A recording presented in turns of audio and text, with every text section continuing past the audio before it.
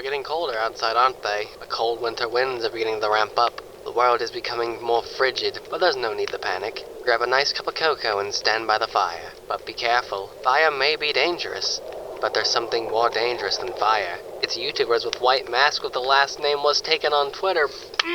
Relevancy!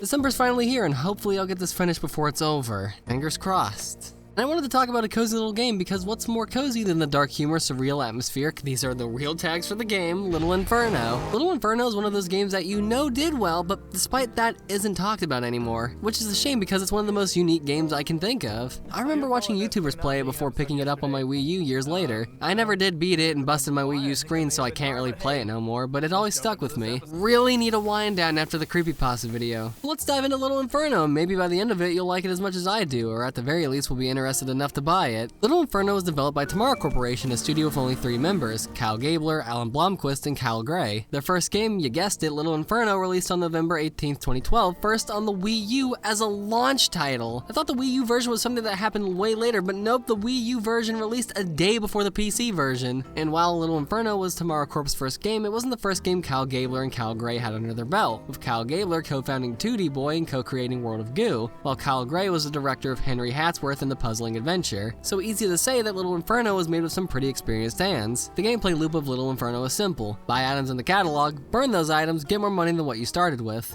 On paper, this sounds unbelievably boring. It kind of reminds me of those old simple iPhone games like Drink Beer and Light a Lighter, you know, stuff that seems super simple on paper. But what makes Little Inferno stand is its style, story, and the way it handles its basic gameplay. Upon starting the game, you'll be greeted with a brick fireplace with a little man in the back who'll watch the horror you're about to unfold. This is where you'll spend roughly 93% of the game. There's a little inbox on the bottom of the screen, and the first thing you'll find are the terms and conditions, but I ain't reading that, so just...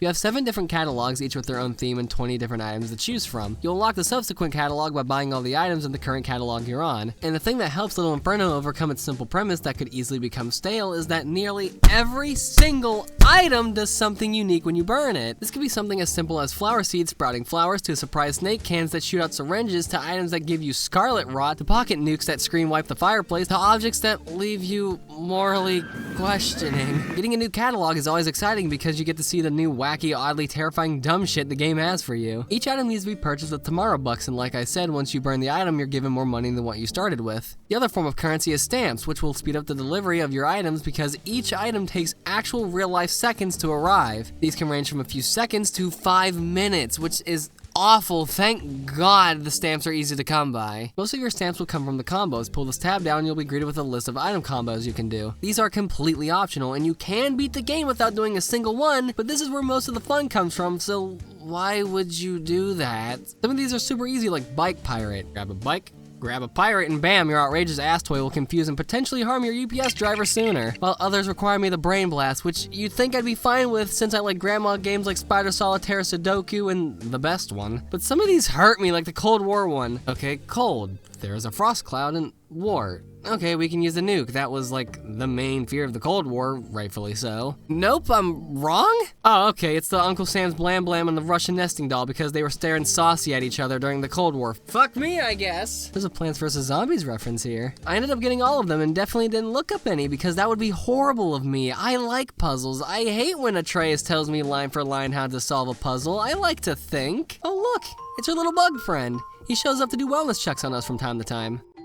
My God! Aww. During this honestly could be close to being a genocide level of violence in your fireplace, you'll be given the story through these letters that come in the mail. These can come from either Sugar Plums, Miss Nancy, or the Weatherman. Sometimes you'll be required to send a specific item in the post and in return can be given thoughtful gifts from them. And you burned it! Okay, you're a fucking dick! Through these letters, we're told that the world is getting colder and colder with no sure reason why, leaving everyone to stay inside and burn all their stuff in their little Inferno entertainment fireplace, which nearly everyone has these days. Sugar Plums' letters are usually lighthearted and sweet. Weatherman gives you the happenings around town, and Miss Nancy gives you a free hug coupon, which you wanna— Don't you fucking dare! As the story progresses, things become a lot more disturbing, and at a few points left me actually going, what the hell just happened?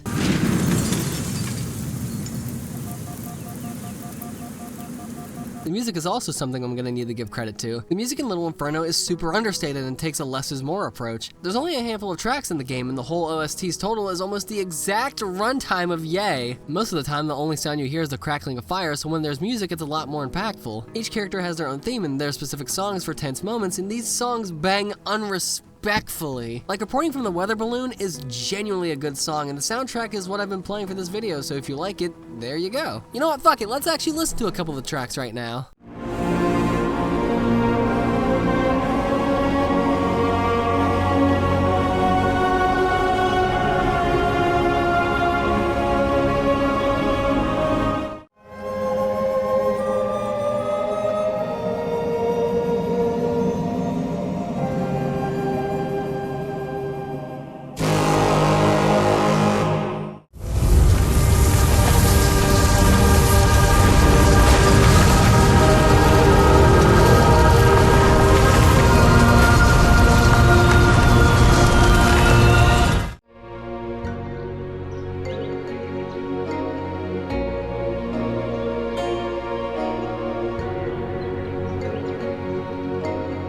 So goddamn good. I'd consider a soundtrack great if I want to listen to even just one song outside of the source material. And hey, this game's got it. You might have also noticed while watching this that the game looks really damn good visually. And yes, it does. Good on you for actively watching this instead of having it on in the background like I do for a lot of YouTube videos. Whoopsie. This game's art style and Tomorrow Corporation's style as a whole is super charming to me. Every character is drawn with these bulbous eyes and tiny arms and legs, and makes every character look stupid in the best of ways. It reminds me of early 2000s things like Squee with the exaggerated angular proportions. And I'm glad they kept this art style in the projects that followed this one. I don't see this working half as well as it does if it had any other art style. Even the most mundane of things like a box of cereal have interesting designs. And then you have the weird ones. And by God, this game isn't short on weird ones. Alright, now is the time for a spoiler warning.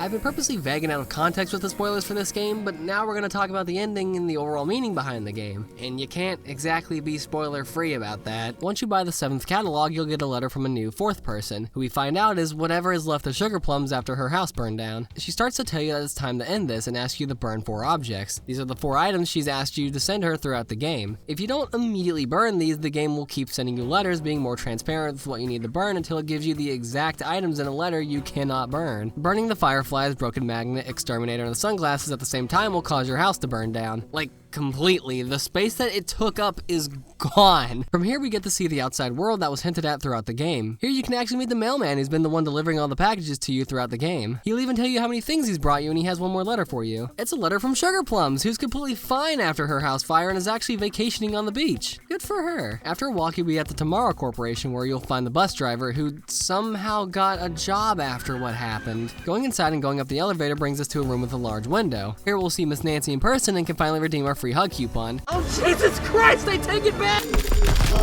We find out that she created Tomorrow Corporation, that the people of the city are beyond saving, and that she's getting the hell out of Dodge by means of a huge-ass rocket. After this, you can leave the outskirts of the town and see the actual sun for the first time in God knows how long. The weatherman ascends and offers you a ride out of here. Over the smokestacks, over the city, he's not sure where you'll go or what you'll do, but he tells you that you can never go back. But that's okay, because the world is so vast anyways. And with one final word, you leave the city behind for something new, for something brilliant.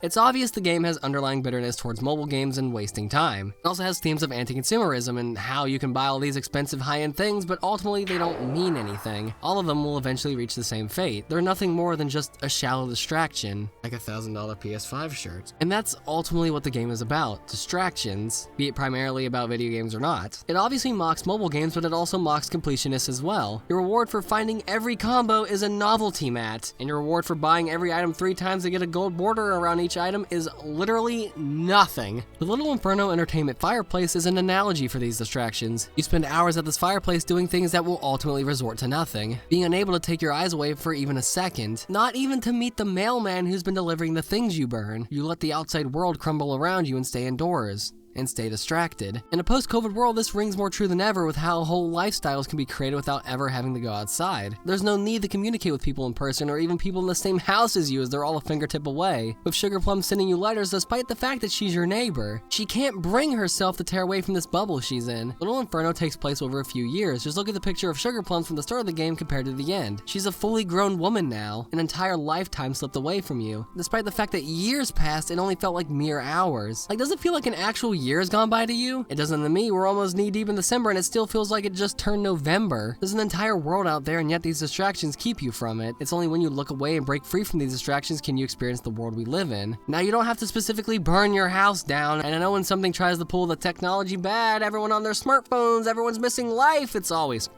horrible. But I think the way Little Inferno does it is genius because it doesn't beat you over the head with it. The message is there, but only if you want to look for it, which I don't believe a lot of people did. But I mean, it does have a point. We all get so consumed in ourselves, be it games, movies, books, work. We all get so distracted and bogged down that we rarely ever take the time to live, to take a break from everything. You don't have to go outside and graze the grass like a cow, but just take a break Wii style. Whatever the case may be, Little Inferno's message can be summed up in 3 words. Live your life. That's about fucking Santa and presents and shit.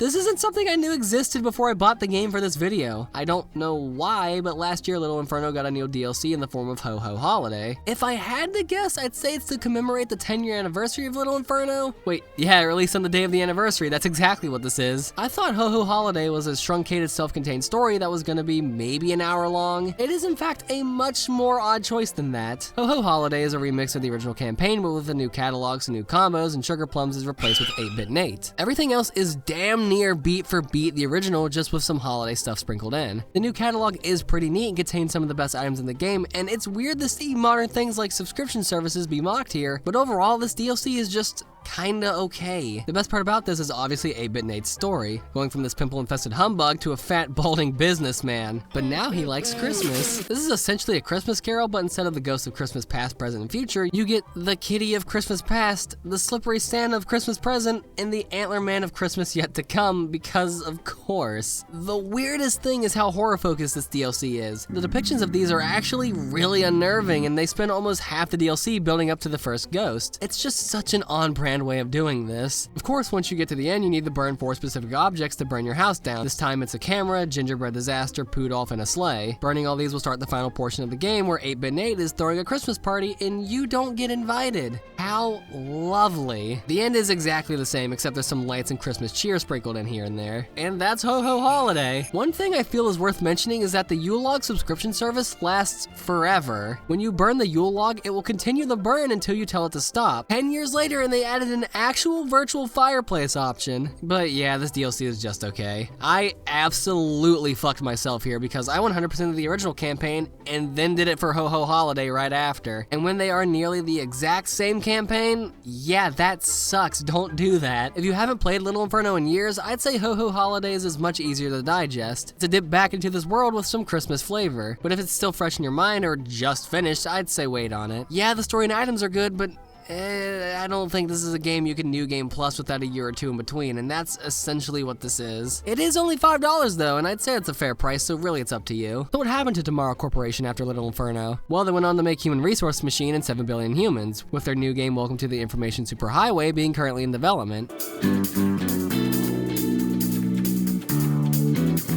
They actually recently started selling Little Inferno merch. Like, as I'm writing this, the campaign for the Weatherman plush just ended. I don't know why they're doubling back on Little Inferno, but you know what? I ain't complaining. I'm just glad something I liked when I was younger is still good. That doesn't happen too often. So this is probably gonna be the last video I make this year. Unless I can shotgun this other video out. Probably not. So, Merry Christmas. Happy Kwanzaa. Happy Yule. I think you say Happy Yule. Happy Boxing Day and Happy Hanukkah. I know Hanukkah just started as I'm finishing the script. Overall, happy holidays because the national calendar lists 90 things happening this month. Where were you on National Ding-a-Ling Day? Whatever the fuck that means. Maybe I'll get more than 2 videos out next year. Who knows. Now I gotta go grab a shotgun because the Ice Witch has just been seen in the Eastern time zone, so I got like maybe 5 to 10 hours tops before she gets here. Or maybe 15 seconds. Leave my family alone, you